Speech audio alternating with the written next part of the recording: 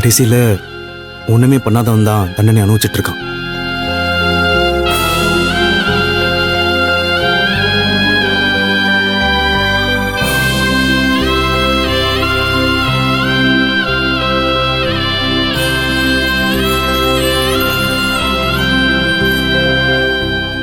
தம்பி வாங்க சாப்பிடலாம்.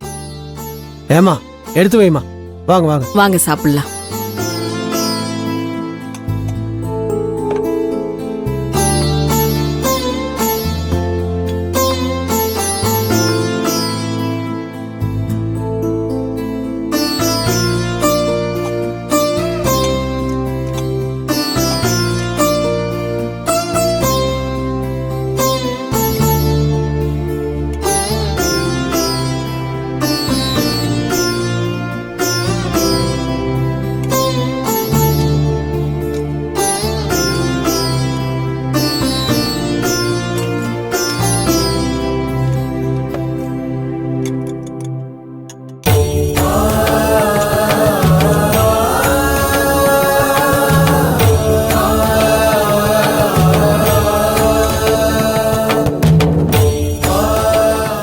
போதும்.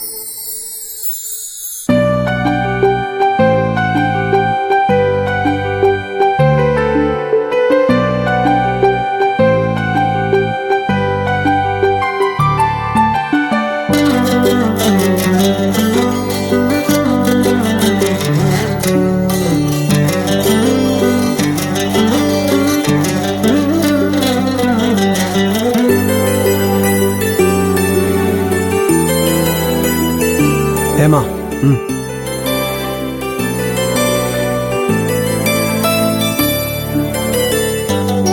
இந்தாங்கப்பா. குடும்பா. ம். இந்தாங்க தம்பி. இந்தாம்மா.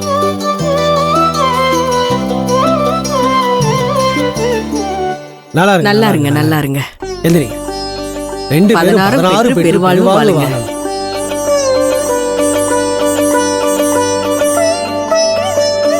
அப்புறம் நாங்கள் அப்படியே போயிட்டு வரோம் சார். சரிங்க தம்பி. சார் சொல்லுமா. நான் ஹேமா கிட்ட கொஞ்சம் தனியா பேசலாம். என்னம்மா இதுக்கெல்லாம் கேட்டுட்டு தாராளமா போய் பேசுமா.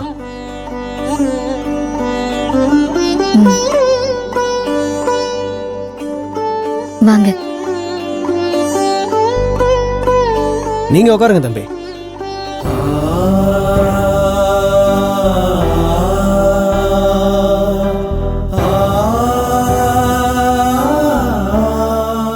என்ன மன்னிச்சிருங்க ஹேமா. நான் உங்க வீட்டுக்கு பத்திரிக்கை வைக்க வரும்போது எங்க சின்ன தானே உங்களுக்கு பிடிச்சிருக்கான்னு கேட்டேன். அப்போ உங்க முகத்துல வந்த சந்தோஷமே சொல்லிடுச்சு உங்களுக்கு அவரை ரொம்ப பிடிச்சிருக்குன்னு.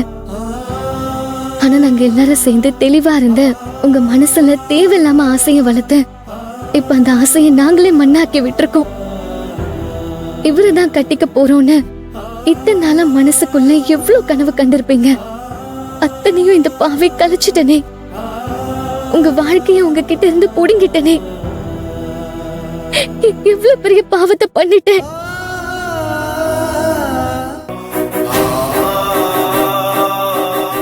அதெல்லாம் ஒண்ணும் இல்லைங்க.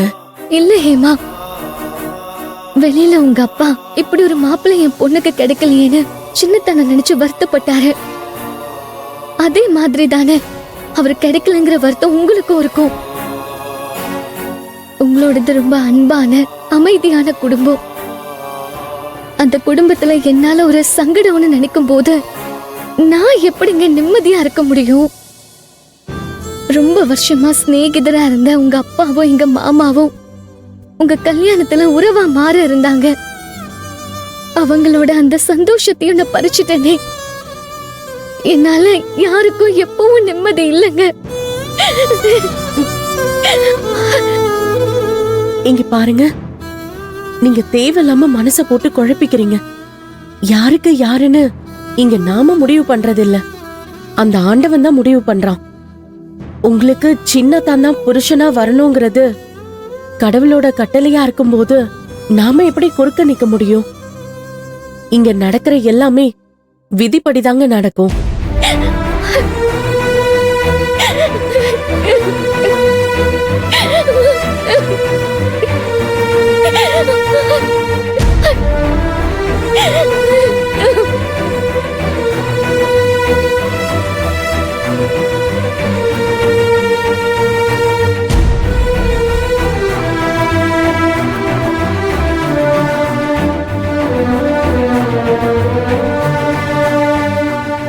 சின்னதா போலாம். போயிட்டு வரேன் சார். ஆ வரேன் சரிங்க சார். தம்பி. வரேன். சரிம்மா வாங்க.